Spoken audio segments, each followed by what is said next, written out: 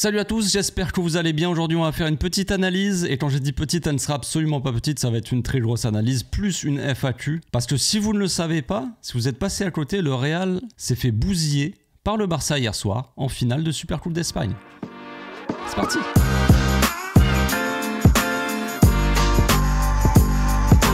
Au passage, n'hésite pas à nous rejoindre si c'est pas encore fait et à partager la chaîne autour de toi, ça fera plaisir à tonton. On démarre cette analyse FAQ avec la pass map, la passing network du match d'hier, au point que dis-je, de la grosse fessée d'hier soir, évidemment. Donc, ce qu'on peut remarquer, chose qui n'arrive pas très souvent, c'est qu'il y a un joueur de plus sur le terrain. Et non, ce n'est pas l'arbitre. Côté Real, c'était bien Ronald Araujo qui est rentré un peu avant la mi-temps parce que Inigo s'est blessé. Donc, dans ce cas-là, en fait, ils mettent tous les joueurs qui ont joué. Donc, c'est pour ça qu'il y a Ronald en plus.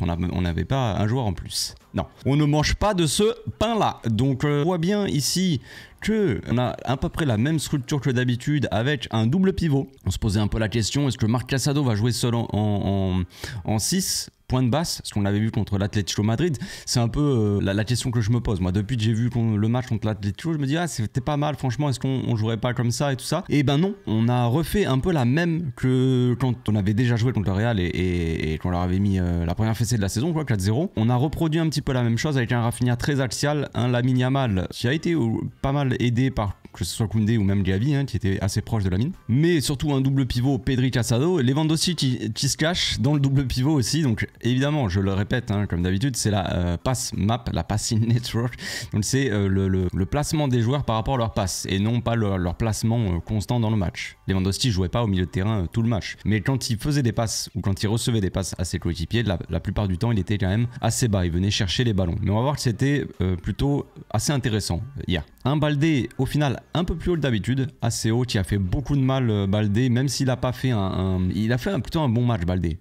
Mais je veux dire, comparé à peut-être Koundé de l'autre côté, déjà il a eu un peu moins de travail que Koundé défensivement, je veux dire, mais il s'en est, il a apporté quand même du danger de par son placement et ses montées aussi dans le couloir. Il a aidé à Rafinha principalement à avoir un petit peu plus de liberté. Et quand Rafinha jouait proche ou allait jouer en 1 contre 1 face à Tchouaméni, j'en rigole d'avance, mais on verra tout à l'heure les vidéos évidemment. Un Koundé, hein, on le voit de l'autre côté, qui est un petit peu plus bas de par probablement le vis-à-vis qu'il avait, hein, Vinicius, qui a tendance à peut-être être un peu plus dangereux. Donc peut-être qu'il jouait un petit peu moins haut, même si ça ne l'empêchait pas non plus de se projeter par moment dans le couloir ou même à l'intérieur du jeu pour libérer un petit peu Lamine Yamal, comme toujours. Dès le début du match, on a vu un Barça quand même très à l'aise et qui jouait un petit peu dans un fauteuil. Ce Real n'étant pas très agressif, pas très forcément côté pressing. Je veux dire, les attaquants, c'est pas trop leur truc, leur délire. Ils laissent ça au milieu de terrain. Les milieux de terrain étaient un petit peu livrés à eux-mêmes, j'ai envie de dire, parce qu'avec un Pedri si fort que ça, un Casado très actif et qui bouge énormément, et même un Gavi qui bouge énormément, et des défenseurs centraux qui ont une meilleure qualité de passe que certains milieux de terrain, eh ben c'est un peu compliqué pour eux. Donc on voit ici le Barça qui revient un petit peu vers l'arrière. Avec Koubarsi, on a Inigo qui est complètement seul. Qui a tout son temps. Regardez l'espace qu'il y a ici. Bellingham, il jouait en 4-2-3-1 hein, avec un double pivot et Bellingham en 10 qui essayait de potentiellement suivre soit Pedri, soit Casado. Sauf que le problème, c'est que eh bien nous, c'est un petit peu pour ça qu'on s'est mis en double pivot aussi, parce qu'évidemment si on a que Casado, il va être marqué constamment par Bellingham. Si on est 2 à la base, eh bien on sera 2 contre 1 et on aura la supériorité. Et c'est ce qu'on va avoir ici avec un Pedri qui attire Bellingham. On voit ici un milieu de terrain qui, au lieu de défendre un petit peu en avançant ou en essayant d'être un petit peu agressif sur le porteur, qui laisse complètement monter le Barça, le bloc. Regardez tous les joueurs du Real qui descendent. Rodrigo qui ne va pas monter sur Inigo, parce qu'évidemment si ça part dans son dos avec Baldé et bon là en l'occurrence Lewandowski ou même Rafinha doit pas être très loin, je sais pas exactement. Enfin, Rodrigo va laisser Lucas Vazquez en 2 contre 1, donc c'est pas forcément optimal pour lui. Donc on a Bellingham qui est attiré par Pedri qui volontairement hein, vient ici, avance et attire Bellingham, ce qui libère complètement Casado. Et vu que les attaquants font pas les efforts, en l'occurrence Mbappé et Vinicius, qui sont les attaquants du Real qui font le moins d'efforts, on voit Rodrigo un peu plus appliqué, un peu plus concerné collectivement, tactiquement, et on voit les deux autres qui ne font pas les efforts. Donc, ce qui fait qu'on peut relancer tranquillement et Inigo peut trouver Casado qui a le champ libre encore une fois. Camavinga, est-ce qu'il doit sortir sur Casado ou est-ce qu'il doit garder Gavi? C'est un peu le problème, sachant qu'on a Lewandowski dans l'axe aussi, qui va venir un petit peu en retrait pour chercher la balle pendant que Rafinha va dans son dos. Regardez les appels un peu différents des joueurs, c'est assez intéressant parce que que ça te... comment dire, les défenses adverses, ils savent pas trop quoi faire. Parce qu'on a d'un côté Lewandowski qui revient demander la balle dans les pieds, avec un joueur qui veut jouer court, hein. Visiblement on voit qu'il n'est pas pressé, et on voit Rafinha qui fait sa course ici. On voit Rodrigo qui est un petit peu aussi attiré par Rafinha, fait sa course un peu peut-être vers l'intérieur, ou en tout cas il descend, et on voit Baldé ici qui est complètement seul. Donc évidemment si Casado lui avait fait une passe longue, Rodrigo il sera allé dessus. Mais encore une fois, Rafinha qui fait son appel aussi plein axe pour libérer le couloir aussi,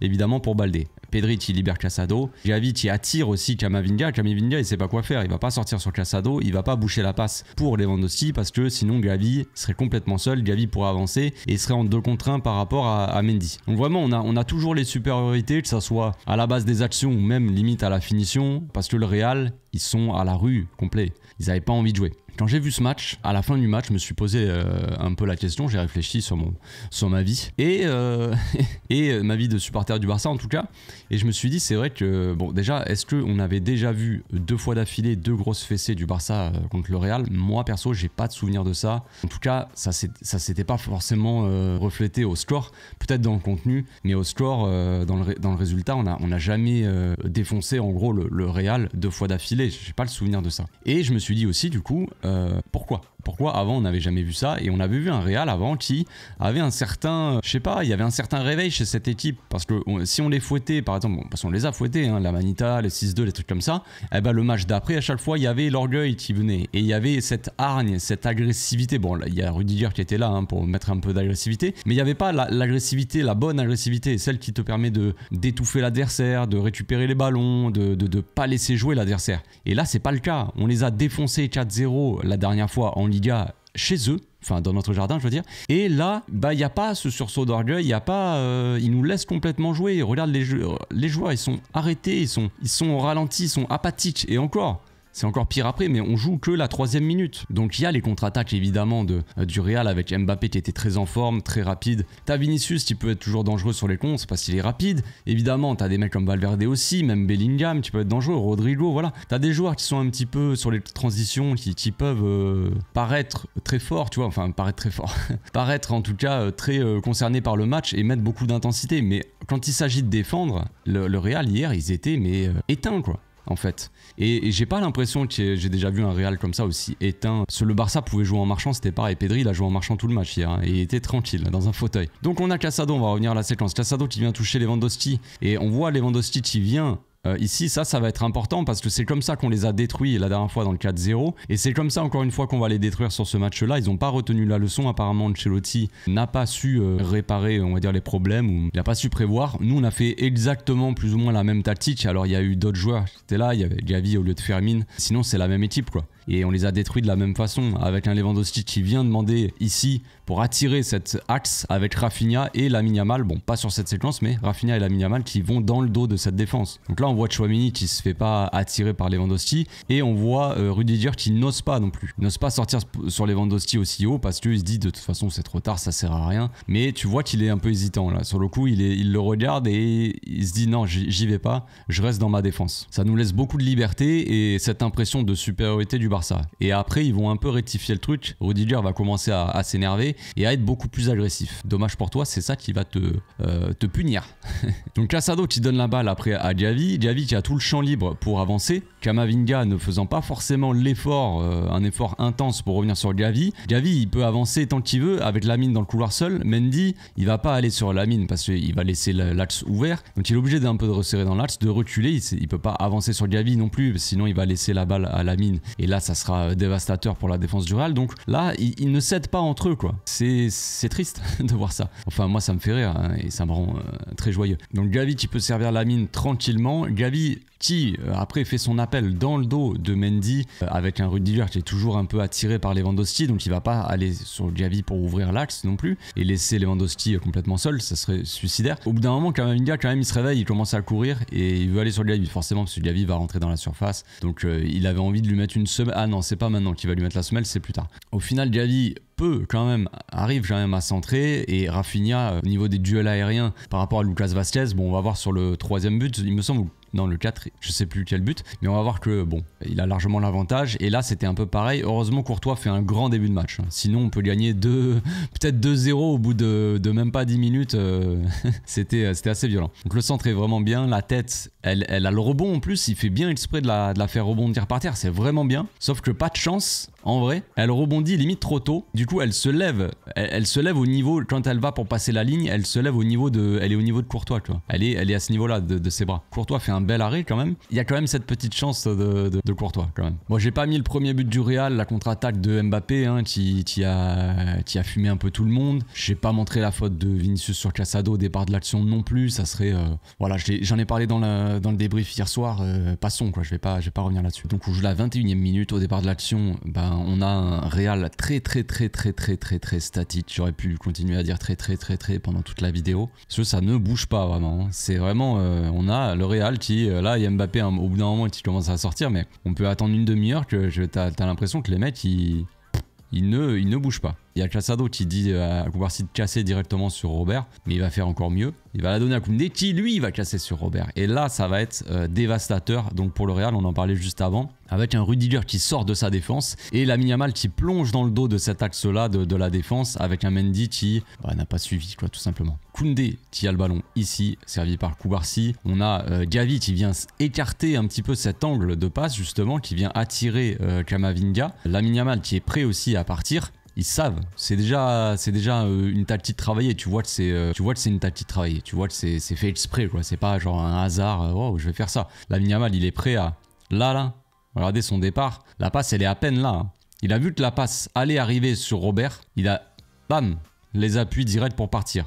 Pendant que Rudiger il part, Lamine Yamal il part. Tu vois, Gavi il fait exprès parce que il attire vraiment Camavinga et il se retourne direct au niveau de la passe. Quand il y a un joueur comme ça qui court et qui se tourne en même temps pour regarder derrière, t'as cette sensation que il fait exprès de laisser l'espace, tu vois, pour son coéquipier justement qui est derrière. Koundé qui, on le sait, Koundé il est un peu sous-coté aussi comme ça, mais Koundé je trouve qu'il fait plutôt des bonnes relances. Et souvent, je me rappelle de sa première saison, il faisait en tant que latéral droit, il faisait beaucoup de passes comme ça en diagonale pour l'attaquant, en l'occurrence Lewandowski. Là il le fait un peu moins parce que Koubarsi le fait énormément, mais depuis qu'il y a Koubarsi, forcément c'est un peu Koubarsi qui fait les sorties de balles. Mais Koundé était plutôt bon là-dedans et il le prouve encore une fois ici. Donc la passe de Koundé elle est très bien, mais la remise de Lewandowski, on en a parlé hier un peu dans le débrief, mais Lewandowski, j'ai aimé forcément un peu plus son match hier soir parce que tout simplement il a été plus précis. Ce qu'il n'a pas réussi à faire face à Bilbao, face au Real ça a beaucoup mieux fonctionné.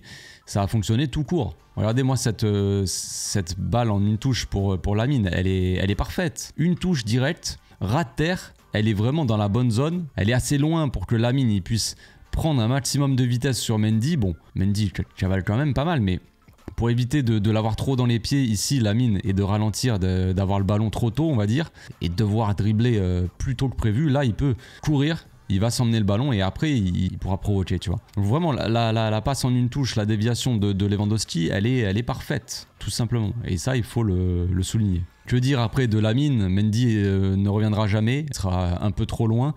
Tchouaméni se fera mélanger comme dans tout le match.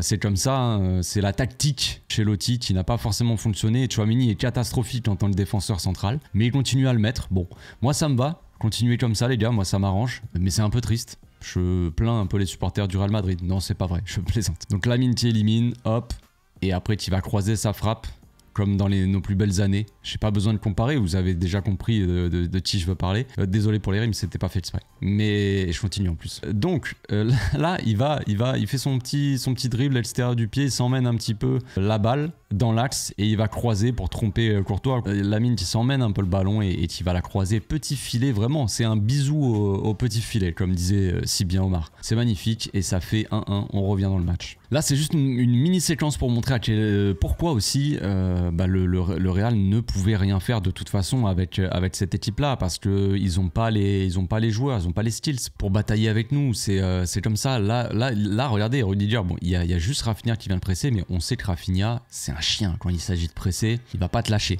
Il va pas te lâcher. Il va te suivre jusqu'à chez toi s'il faut. Mais il te lâchera pas. Au contraire de Vinicius ou Mbappé, tu vois, comme on a dit tout à l'heure, en termes de pressing, c'est inexistant. Là, Rafinha, il fait pas semblant. Donc Rudiger, il est obligé de dégager. Rafinha, il a bien enfermé, il a obligé à toucher le ballon. Il a voulu aller derrière lui. Rudiger est obligé de toucher le ballon, se retourner. Donc à partir du moment où il touche le ballon, il peut plus la laisser sortir ou quoi. Il est obligé de la dégager. Il va la passer à Lucas Vazquez, ici. Lucas Vazquez, on a là la mini-ambulance qui est prêt à l'embarquer, au cas où. S'il se fait mal sur une passe. Donc là, on a Lewandowski qui vient encore une fois presser aussi, qui se retrouve un peu sur le côté, et bon, tant mieux, parce qu'il va pouvoir presser Vazquez.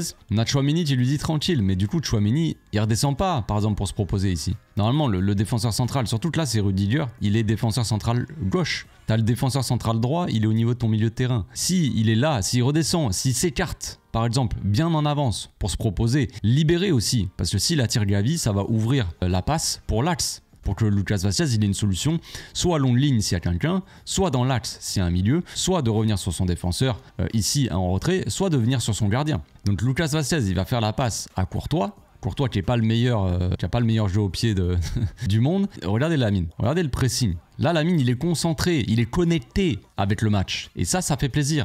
C'est pas le cas de tout le monde. En tout cas, de l'autre côté. Mais au Barça, les joueurs sont un peu plus concernés par le pressing. Concentrés. Regardez la différence. Imaginez, là, un mec comme Vinicius, qui irait pas forcément pressé, tu vois. Le gardien, il a tout le temps pour faire ce qu'il veut. Là, la passe, elle est dégueulasse en plus de Lucas Vazquez. Ce qui fait que là, oh là, ils ont eu peur là. Donc après, Courtois, s'il est serein, il peut la passer à Camavinga, mais on sait que Courtois, il est pas serein, donc il est obligé de dégager la balle. La balle, elle va direct en touche et on récupère. Donc à quel point le pressing du Barça était étouffant, à quel point aussi le manque de qualité technique pour les relances et tout ça du Real Madrid, en tout cas dans la défense et pour le gardien, eh ben, ça leur fait mal. Parce qu'ils peuvent pas avoir cette maîtrise ou cette sérénité derrière. Regardez Ancelotti, regardez son œil là. Il est tellement relevé. Ça, c'est pas bon, ça. Plus son œil il est relevé, plus c'est compliqué. Regardez, il souffle. Il est au bout de sa vie. On joue la 25e minute. Il y a 1-1. Mais ils sont tellement étouffés. Et le début de match, quand on regarde que le score, on se dit ouais, bah ça va, il y a 1-1. Pourquoi tu tires cette tête, Carlo? Et en fait, on est en train de les étouffer en début de match. Et ils ont rien. Ils ont rien pour eux. On est à deux doigts de... Là, franchement, si on gagne 3-1 à ce moment-là du match, c'est même pas étonnant. Heureusement que Courtois était là pour sauver les miches du Real Madrid et de Carlito, du coup. Parce que là, il tire une tête. Regardez-le, il sait pas où se mettre. Hein. Bon, là, c'est une longue séquence. Je peux pas la mettre en play comme ça. Sinon, je vous la laisserai en lecture normale et je la commenterai en même temps. Ce serait beaucoup plus simple pour moi, mais je j'ai pas le droit. On va y aller. Là, c'est une séquence au rond-piche. Je l'ai nommé comme ça. C'est le Real qui nous montre aussi pourquoi encore une fois ils ont été en dessous aussi. C'est comme ça. On a le Barça qui est très concentré sur le match, très concerné par le match, qui a envie, qui a faim, tout ça, qui marche à 2 à l'heure. Donc encore une fois, un pressing du Barça qui vient harceler le défenseur. Défenseur qui a pas le choix. Soit il la donne à Mendy, mais Mendy, regardez Lamine, il est prêt à lui bondir dessus. Donc Rudiger, il va dégager le ballon. Il dégage sur Vinicius, mais regardez, Ronald, il était rentré là à ce moment-là. Ronald venait de rentrer, Ronald qui a fait une bonne rentrée d'ailleurs, qui a été aussi très concerné par le match et qui a pas lâché d'une semelle quand il s'agissait de tenir Mbappé ou Vinicius ici. Koundé, on le voit, qui est très haut, qui vient presser le latéral ou dans cette zone en tout cas. Donc le défenseur central coulisse sur l'ailier, c'est tout le temps comme ça qu'on fait maintenant, avec Casado qui vient couvrir le départ de Bellingham, bref. Mais Ronald, il est tellement proche de Vinicius, il le laisse pas se retourner. Donc là, hop, il le mange physiquement, quoi. Et du coup, tranquille, on peut récupérer. Mais regardez les joueurs du Real. Regardez Camavinga, par exemple. C'est un exemple, mais regardez-le. Regardez Vinicius, regardez Mendy, regardez Tchouaméni, regardez Rodrigo, regardez Mbappé. Regardez tous ces joueurs-là. Il n'y a que Valverde. Vous voyez ses bras, là? Ça veut dire qu'il est en train de trottiner. Les autres, ils sont en train de marcher. Regardez Camavinga, il est en défilé de mode. Mais les gars, s'il y en a bien un seul qui peut être en défilé de mode, déjà c'est Koundé. Laissez-le tranquille. Mais les gars, ils sont en train de marcher tranquillement. C'est pas normal, ils se regardent tous, ils sont en train de marcher. C'est lunaire, je trouve. Alors oui, il y a 1-1 et tu te dis bon bah tranquille, vas-y, ils vont pas se précipiter. Mais ils sont en train de se faire marcher dessus depuis le début du match et il y a aucune révolte dans cette équipe. Ils sont tous apathiques comme je disais tout à l'heure. Cette équipe, je la trouve fade, sans vie quoi. Ah, donc j'avance, on s'est fait des passes et le Real au bout d'un moment ils sont montés un petit peu, mais regardez le bloc comme il est divisé en, enfin il est pas du tout compact ce bloc. On a là Rodrigo je pense oui et Mbappé qui sont les plus hauts on va dire pour presser les deux centraux. Vinicius sur Koundé, Bellingham, Valverde, Lucas Vazquez sur Balde. Tchouaméni, voilà. Et regardez, en défense d'ailleurs, regardez, Tchouaméni est sur Rafinha. Rudiger, il y a Gavi, mais il y a Lewandowski aussi dans son dos. Kamavinga est toujours autour de Gavi. Mais c'est vraiment un joueur pour un joueur. Et pas ouf l'histoire. Kubarsic, il va essayer de jouer long. Regardez la défense comme elle fait. Comme elle recule. Au contraire de la note qui avance, tu vois. Mais ils ont un peu peur. Donc la balle, elle va être interceptée par Rudiger. Il va faire une tête. Il va la dégager. Donc Rudiger qui fait sa tête. Regardez le second ballon. Regardez à quel point les mecs sur les seconds ballons. Et le fait que le bloc soit aussi écarté et découpé en deux. Rudiger, il dégage comme il peut de la tête. Regardez là, dans ce milieu de terrain là, il n'y a que Kamavinga. Et que veux-tu qu'il fasse déjà ? Mais regardez le temps qu'il a, le Lewandowski pour faire son contrôle, il est tout seul.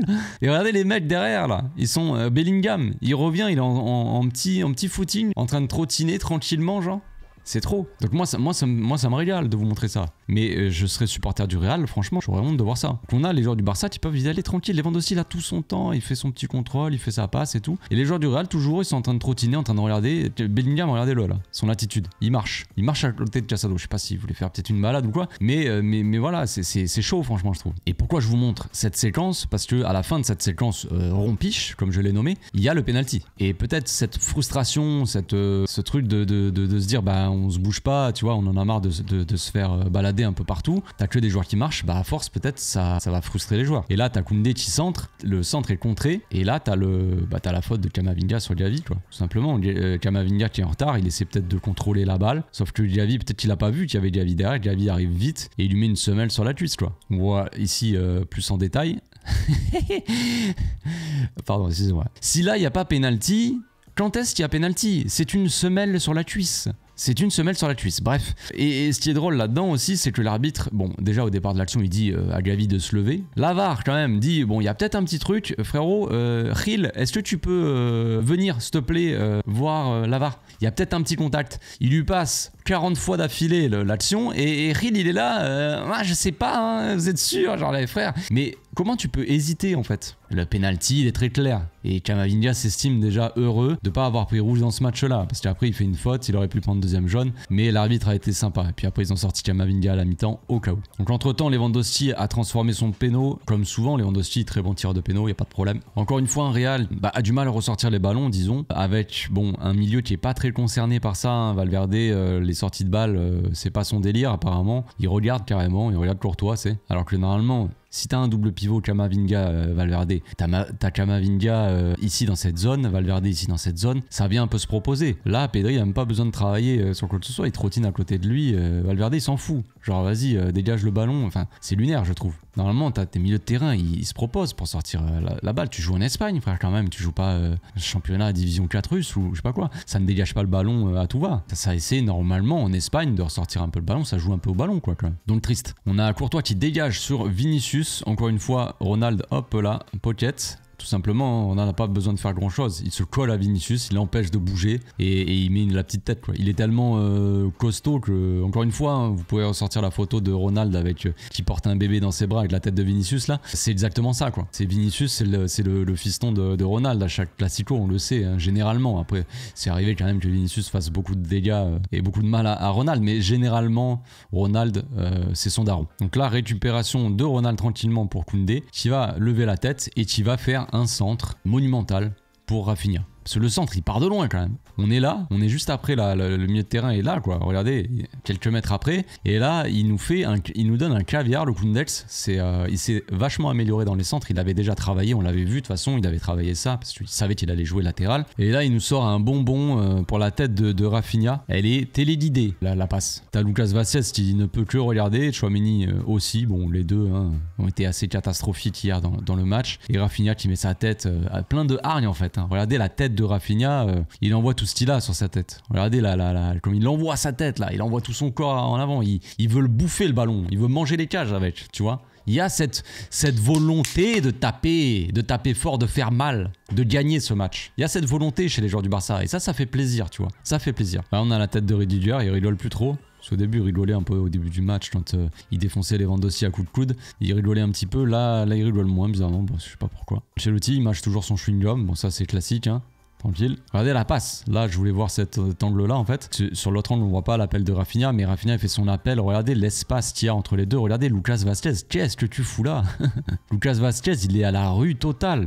Après, bon, voilà, hein, personne ne peut être aussi bon que Carvajal. C'est vrai que c'est un des meilleurs latéral droit du monde actuellement, Carvajal, hein, on va pas se mentir. Il fait une grosse saison la saison dernière, monumentale, j'ai trouvé. Un gros Euro, tout ça. Là, il s'est blessé. Dommage pour le Real, parce que Lucas Vázquez à côté, c'est pas du tout la même classe, quoi, de joueur. Donc là, on a Lucas Vázquez qui laisse un espace monstre dans le dos de Tchouaméni, et c'est pas normal. On a Tchouaméni qui couvre complètement l'appel de Rafinha. Rafinha qui est dans le dos. Entre les deux, il a tout le temps qu'il veut, tout l'espace, quoi. Et Lucas Vázquez, c'est bien en retard, quoi. Comme je l'ai dit, hein, Rafinha, il met sa tête, il fait pas semblant, mais c'est trop tard. Les mecs peuvent plus être spectateurs, mais Lucas Vázquez, son placement au départ de l'action, il est cataclysmique. On a une contre-attaque de la part du Real Madrid ici, et on va voir un Barça qui met de la hargne, de l'intensité, de l'agressivité. Je vous parlais tout à l'heure de l'agressivité, de la bonne agressivité entre guillemets, évidemment, celle qui te permet de récupérer les ballons, d'étouffer l'adversaire, de l'empêcher d'attaquer, tout ça. C'est un peu ce qu'on a là avec voilà. Bon, alors peut-être qu'il y a faute de Koundé, je sais pas trop. J'ai l'impression que Koundé, bon, il gêne un peu à l'épaule Bellingham, et que Casado, j'ai l'impression qu'il tire un petit peu dans le ballon pour l'empêcher d'avancer. J'ai l'impression un peu que Bellingham il se laisse tomber là, parce que regardez-le, ça chute, j'ai vraiment l'impression qu'il se laisse tomber par terre. Peut-être qu'il y a faute, j'en sais rien. Bon, ça n'a pas été sifflé en tout cas. On a Pedri après qui a le ballon. Ici les joueurs du Real, regardez lui là, c'est qui, c'est Mbappé ça? Regardez comme il marche. Ah putain, c'est trop bon quoi. Les mecs sont en train de marcher sur le terrain, c'est lunaire. Tu perds 3-1 à la mi-temps. C'est même pas encore la mi-temps, oui, s'il va y avoir après 4-1. Mais c'est même pas encore la mi-temps, et tu marches.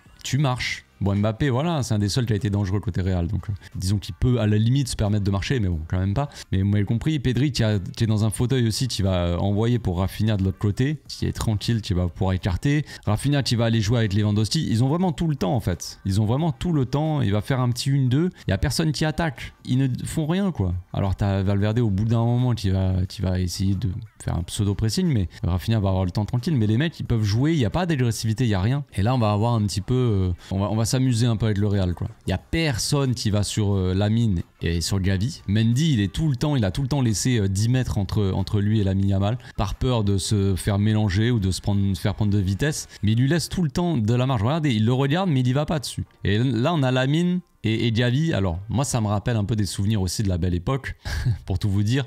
Un numéro 10, un numéro 6, même si Lamine n'est pas encore numéro 10, bon, il le sera probablement la saison prochaine, je pense. Enfin, un joueur du Barça, numéro 10, un petit ailier gaucher, numéro 10, avec un milieu de terrain, numéro 6, qui se font des petites passes comme ça pour attirer un peu le pressing du Real, et un Real qui se fait mélanger. Moi, ça me rappelle des souvenirs, les gars. Laissez-moi dans mon rêve, dans mon bonheur. Donc, on a quand même Camavinga qui est obligé d'y aller, sinon tout le monde les regarde, personne n'y va. Et ils se font des passes entre eux, tranquille, de la semelle.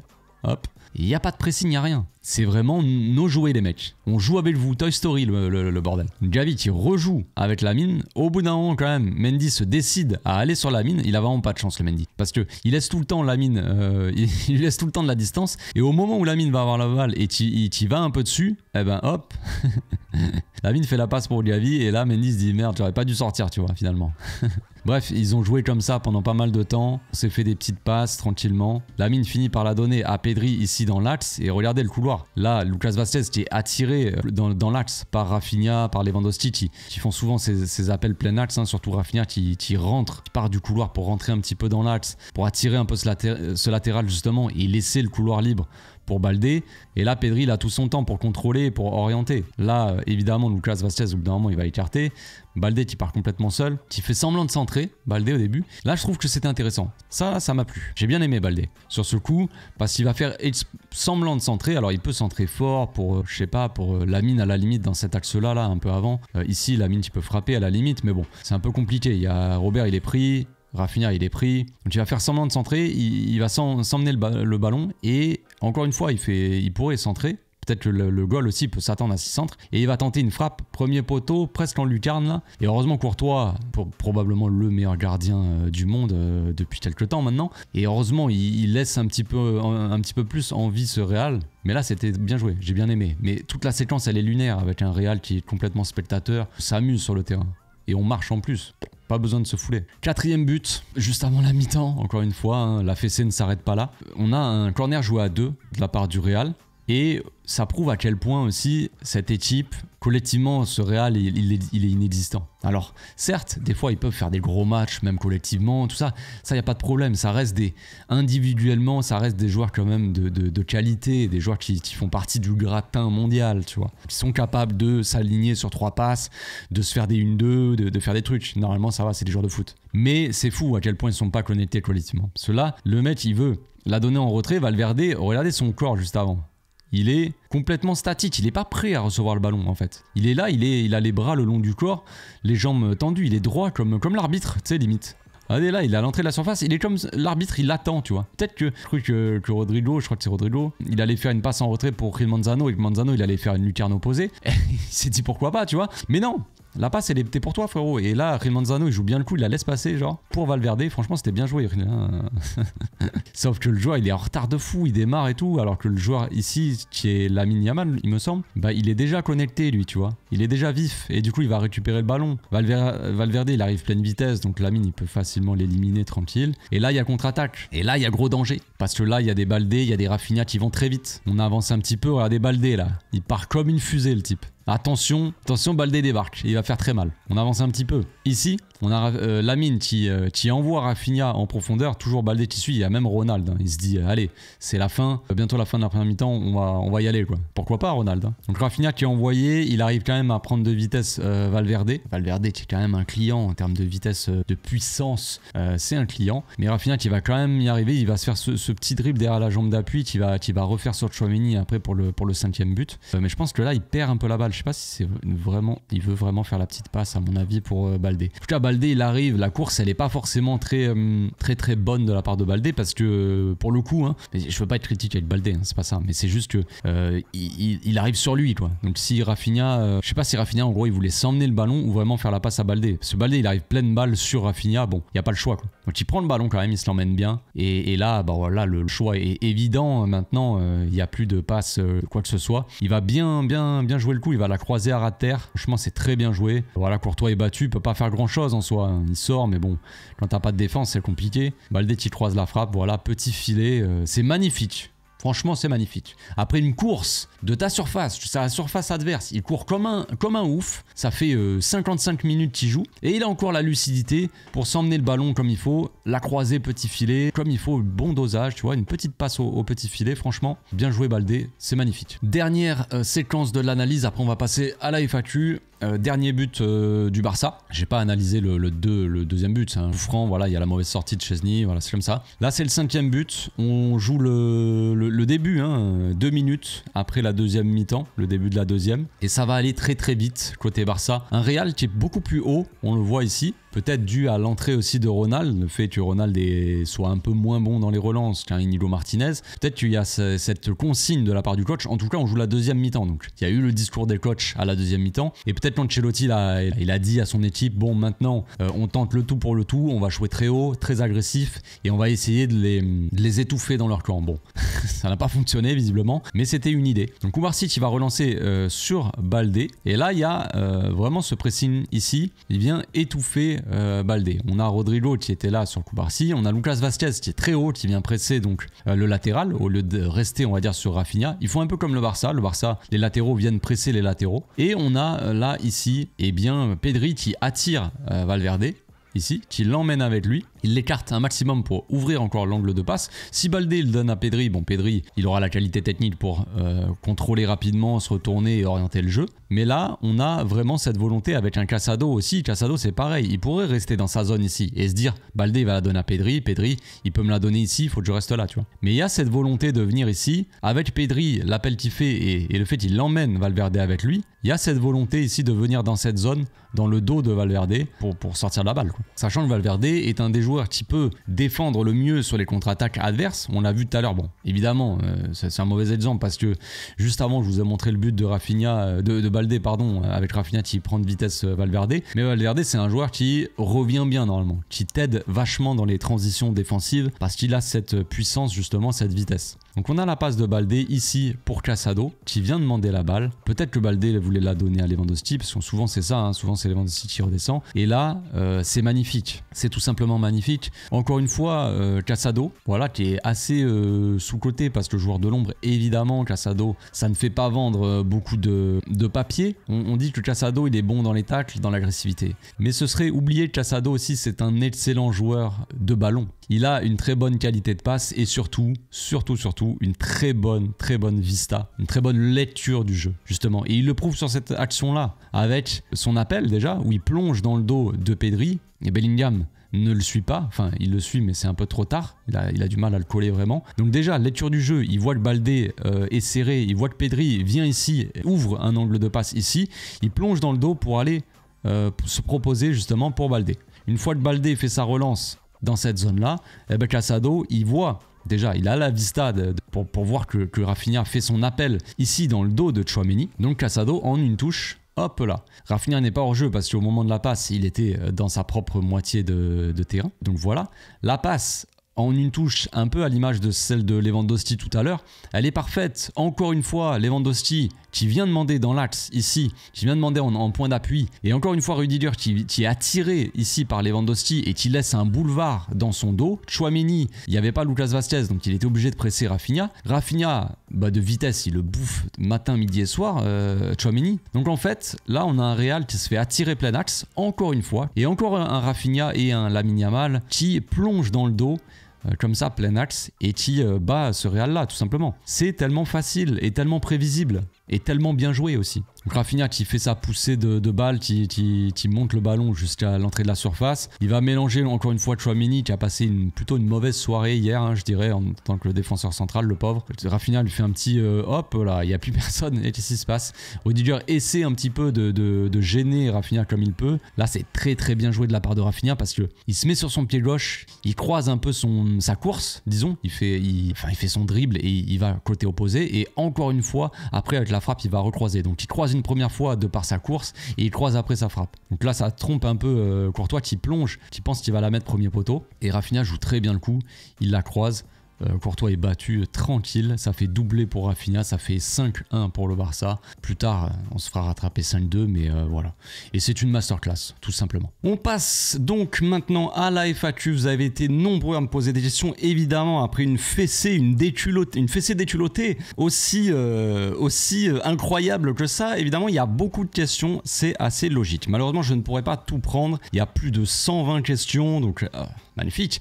Je remercie tout le monde, évidemment, d'avoir participé. Ça me fait toujours chaud au cœur. Je vais essayer de faire simple, court, concis, précis dans mes réponses. Je vais essayer de prendre un maximum de questions, c'est pour ça. Donc, je ne vais pas faire des réponses trop longues. Je vais essayer, en tout cas, vous me connaissez, j'ai du mal. On a Arthur qui commence et qui dit: on a retrouvé le Baldé de 2023. C'est vrai que on s'en approche un petit peu d'un Baldé un petit peu plus,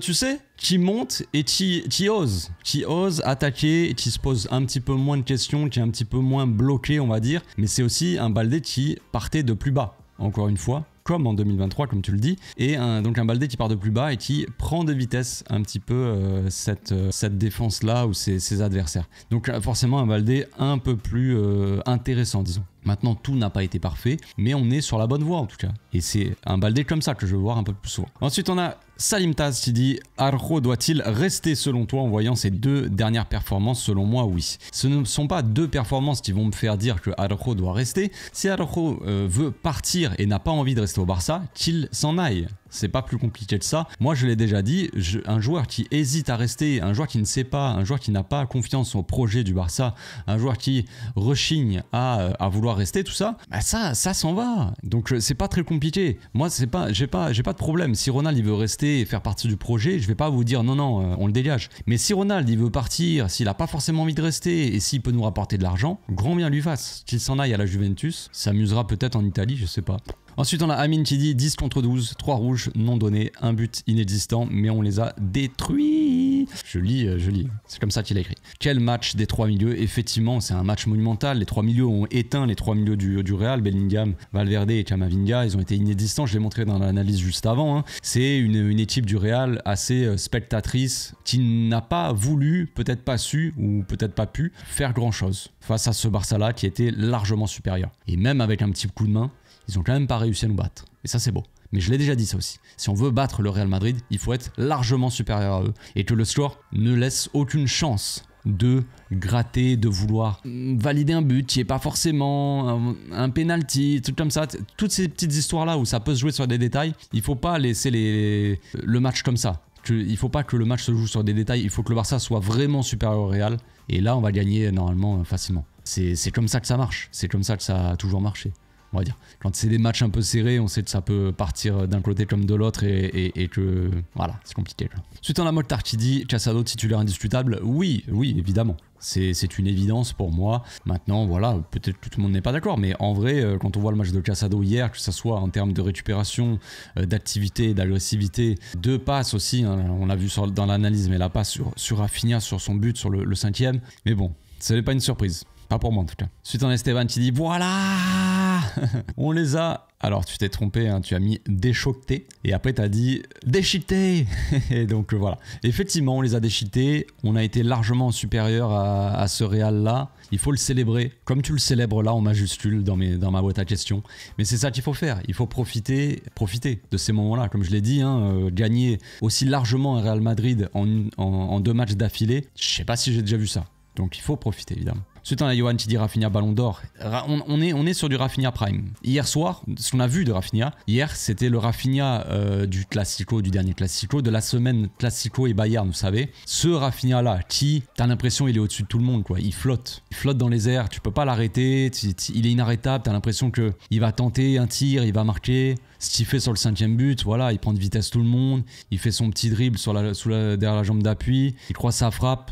Il n'y a aucun doute dans ce qui passe dans sa tête. C'est pas le Rafinha un peu brouillon. Même contre Bilbao, il a été assez brouillon finalement. Il a loupé un face-à-face et tout ça. Et puis dans les derniers mois, dans les 2 derniers mois, on va dire, c'était un petit peu plus compliqué peut-être pour Rafinha. Mais c'est le Rafinha de ce début de saison. Et au début, quand il est arrivé au Barça, Rafinha, on avait un Rafinha peut-être un peu hésitant par moment, qui était peut-être pas aussi bien positionné, en tout cas pas au mieux par rapport à ses qualités, tout ça. Mais là, on a un Rafinha vraiment qui marche sur l'eau et qui se pose pas de questions, qui est là pour abattre l'ennemi, comme on dit. Donc un Rafinha comme ça, oui, il peut être Ballon d'Or. Oui, mais il faut qu'il continue comme ça. On a 2 messages côte à côte qui sont liés. Pour ça, je vais les lire les deux. On a Arthur qui dit « Je pense qu'on ne met pas assez de respect sur Yanis. Si Rafinha gagne son Ballon d'Or, on lui paye un voyage. » À Rafinha ou à Yanis? Et Yanis derrière qui dit... Donc les mecs ils ont posé la question, enfin ils ont écrit dans la boîte à questions juste l'un après l'autre. C'est ça qui est marrant, c'est pour ça que je le lis. Yanis donc qui dit Rafinha meilleur joueur du monde. Je pose Salah. Tu poses Salah, tu poses Mohamed Salah? Oui, j'ai une vanne de daron, mais c'est pas grave. Moi ça me fait rire les amis et donc je fais ce que je veux. Mais oui. Effectivement, Rafinha, je sais pas si c'est le meilleur joueur du monde, mais en tout cas, oui, il fait partie des top 3, là, top 3 de meilleurs joueurs de la saison pour le moment. Voilà, il y a Mohamed Salah aussi, qui est pas mauvais. Puis même Lamine, en vrai, est très très bon aussi. En termes d'attaquant, après, il y a Pedri qui fait une saison pour moi monumentale. À l'instant T, Pedri, il a pas raté un match de la saison. C'est pas forcément le cas de Rafinha, mais c'est pas pour descendre Rafinha que je dis ça. Hein. Rafinha est excellent depuis le début de la saison, mais voilà, je sais pas sur quoi on peut qualifier meilleur joueur du monde, mais c'est vrai que Rafinha, en plus de ça, il a les stats. Ce que n'a pas forcément Pedri. Ce que tout le monde lui reproche à Pedri. Et pourtant, ça n'empêche pas d'être le meilleur milieu de terrain du monde actuellement. Oui, après, est-ce qu'on paye un voyage à Yanis? Bah, débrouillez-vous les gars dans les commentaires. Hein. Si vous voulez payer un voyage à Yanis, moi j'ai pas le budget, désolé.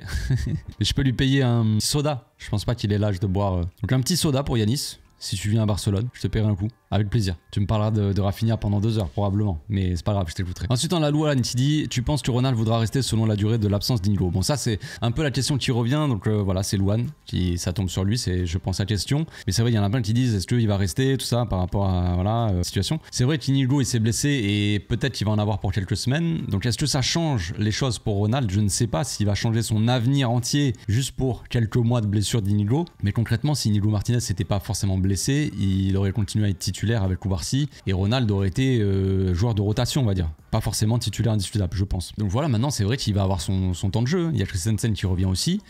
Il est toujours pas vraiment convoqué, Christensen, mais petit à petit il revient. Et voilà, il va y avoir rotation aussi. C'est vrai que Inigo Martinez, ça nous pendait au nez, il a beaucoup joué. Je l'avais dit déjà, c'est pas une surprise, il y a juste à regarder le temps de jeu. Koundé, Inigo Martinez, Rafinha sont les 3 joueurs qui jouent le plus au Barça, qui se reposent le moins. Donc c'est compliqué derrière. On sait qu'Inigo Martinez, il a un certain âge maintenant, c'est pas un grand-père, mais quand même, voilà, plus t'es âgé, plus t'as des chances de te blesser. On sait qu'Inigo, il a tendance aussi à se blesser. Sur les dernières années, il était souvent blessé. Donc c'est pas une surprise en soi. C'est dommage, mais c'est pas une surprise. Donc maintenant, est-ce que ça va changer l'avenir entier, comme j'ai dit, de Ronald? Je suis pas sûr de ça. Après, est-ce que moi, je pense qu'il devrait rester? Oui, au moins jusqu'à la fin de la saison. Maintenant, c'est comme je l'ai dit, si un joueur il veut partir, je le retiens pas. Peu importe quel joueur c'est. Ah, je suis obligé de mettre ça là. Youssef, il dit pourquoi on joue pas le Real tous les jours, ça serait plus simple. Dégoûté qu'on puisse pas en mettre plus. J'avoue. Mais après, si on jouait tous les jours un classico, ce classico n'aurait pas la même saveur. Ce match-là deviendrait un match lambda, quoi. Mais c'est bien. Merci pour ce message. Ensuite, on a YGMCHLL, je peux pas le prononcer, qui dit, peut-être Young Michel, je sais pas si c'est ça. Penses-tu qu'on a une chance pour la Ligue des Champions? Alors, les gars, ne vivons pas dans l'instant, dans la culture de l'instant. C'est pas pour critiquer toi, attention, hein, c'est une question comme une autre. Mais je dis juste, attention, on a eu 1 ou 2 mois difficiles, et là on a gagné plusieurs matchs d'affilée, c'est bien. On avait fait même un bon match contre l'Atlético Madrid, on aurait dû gagner ce match, on l'a pas fait, bon c'est pas grave, c'est passé maintenant. On a gagné contre Barbastro, bon on pouvait pas se baser par rapport à ça parce que c'était Barbastro. On a gagné contre Bilbao dans un match avec un peu de déchets techniques où on n'a pas si bien joué de ça, mais on a quand même été au-dessus, donc victoire méritée.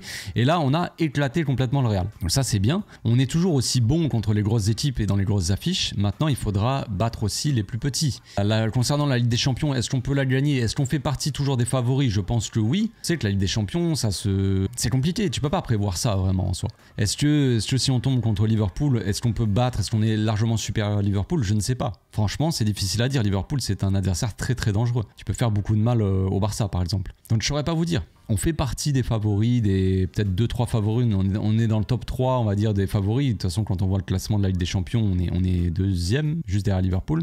Je crois, oui. Maintenant, on peut pas prévoir vraiment ce qui va se passer. Mais le Barça, ils doivent proposer ce genre de match tout le temps. Ou un maximum de fois. Tu peux pas jouer comme ça un mois et après un autre mois après ne plus du tout jouer pareil et avoir cette régularité aussi sur toute la saison. Il y a des messages sympas les gars, franchement. Je les mets là parce qu'ils sont magnifiques. Hein. Il y a une phrase de... C'est pas une question, donc voilà. Sir Nasro qui dit « Ceux qui ont un but dans la vie peuvent le marquer contre le Real Madrid. » Magnifique ça là. Je pense que pour l'instant c'est la pépite. Hein. Merci. Sympa ça là aussi. Ensuite on a Faye qui dit un trophée qui fait du bien pour le mental en vue des échéances futures, espérons. Oui, c'est ce qu'on avait dit hein, avant le match. Évidemment une victoire contre le Real comme ça dans une finale, toute l'importance du match, ben ça fait du bien au moral des joueurs. Tu vois les joueurs ils ont célébré, ils ont fêté, il y a beaucoup de joie, il y a un vestiaire qui se rapproche encore plus. De gagner des trophées comme ça, de participer à ces victoires là pour certains joueurs où ça n'a jamais été le cas. On en a parlé hier mais c'est le premier trophée de je crois de Lamine. Premier trophée avec l'équipe première quoi, de Koubarsi, de Casado, tout ça, de plusieurs joueurs, de Inigo Martinez aussi et tout. Donc ça fait plaisir de vivre ça, ces moments-là pour les joueurs, ça les rapproche encore plus. Et le goût de la victoire comme ça, des trophées, va leur donner la dalle pour aller chercher d'autres trophées, tu vois. Ils vont avoir cette fin-là, tu vois, et ça va les booster pour la fin de la saison. Maintenant, on va voir comment ça va se passer. Une saison, c'est long et ça peut pas toujours se passer bien pour une équipe. Ça peut pas être comme ça. Hein. Il y a forcément des coups de moins bien comme on l'a vu là. Faut retenir les leçons et continuer à bosser tout simplement. Mais je pense qu'il y a moyen que ça rebooste un peu le moral des troupes ouais. Et qu'on fasse une bonne fin de saison. C'est tout ce que j'espère évidemment. Ensuite on a Sharon Crossboy qui dit quel est le joueur qui t'a vraiment surpris dans ce match? Je dirais Baldé. Baldé ou Robert. Robert il a fait son match aussi. Sur les autres, on sait, Lamine, on sait qu'il a du talent, Rafinha, tout ça, on sait. Le milieu, Pedri, Casado, on savait. Ça, j'étais pas vraiment surpris. Mais Baldé, pour le coup, un peu plus surpris. Lewandowski, je m'attendais à un match catastrophique de sa part. Lui, il sortait d'une perf assez mauvaise contre Bilbao. Là, il a fait son match aussi, j'ai bien aimé. Donc voilà. Soit Baldé, soit Lewandowski, mais on va dire plutôt Baldé. Qui a fait quand même une passe D et un but. Question de Mestia qui dit « Penses-tu que De Jong a encore sa chance au Barça ?» Je pense pas, je pense que De Jong il est un peu à part quoi. Quand il joue, t'as l'impression qu'il évolue pas sur le même rythme que l'équipe. il est en... Tu vois, on dirait il est décalé. Je sais pas comment l'expliquer vraiment, mais t'as l'impression qu'il fait pas forcément partie de cette équipe. Et c'est pas pour être méchant avec lui, c'est vraiment l'impression que j'ai, quoi, tout simplement. Hein. Quand il joue, alors il avait sorti un bon match, même quand il était rentré face au Real, là, quand on a gagné 4-0. Quand il rentre à la mi-temps, il fait la différence. Ça fonctionnait pas avec Fermin qui faisait un mauvais match. On a passé Pedri plus haut et on a mis Frenkie à côté de Casado en double pivot et ça avait très bien fonctionné. Mais sinon, en temps normal, la plupart du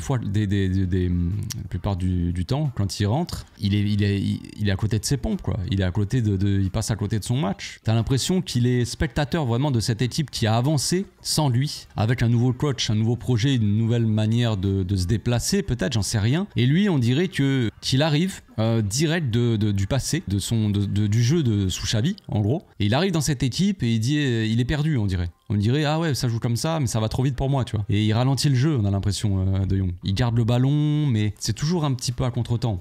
Alors vous allez me dire, ouais, t'as la haine sur De Jong encore une fois, mais c'est juste l'impression que j'ai, quoi. L'impression que moi, il me donne quand il joue. Tout simplement. On finit avec la frite. J'ai penses-tu que Gil Manzano est le gars qui était le plus dégoûté après le match? Je pense que oui. Je pense que oui. En tant que supporter madrilène, j'imagine qu'il devait être énormément déçu. Lui qui a dû siffler un penalty. Le seul moment où il a été un petit peu heureux, c'est quand il a donné le rouge pour Szczesny, j'imagine. Mais tu voyais que il sifflait, mais il était là. Allez les gars, réveillez-vous, vamos. Il était en train d'encourager les joueurs sur le terrain. Allez les gars, on se réveille, allez. Et limite, il allait voir la foule. Allez, encouragez, on n'entend pas. Sur les buts, il glissait tout sur les genoux. Vamos. C'est dommage pour lui, mais un supporter du Real de plus qui est déçu. C'est pas grave. On fera avec. Perso, moi, je me régale avec ça. Je vous souhaite une très bonne journée. On se retrouve demain pour l'avant-match Barça-Betis, Coupe d'Espagne. Et oui, parce que le football ne s'arrête pas. Et puis, je vous souhaite une bonne soirée. À demain. Ciao.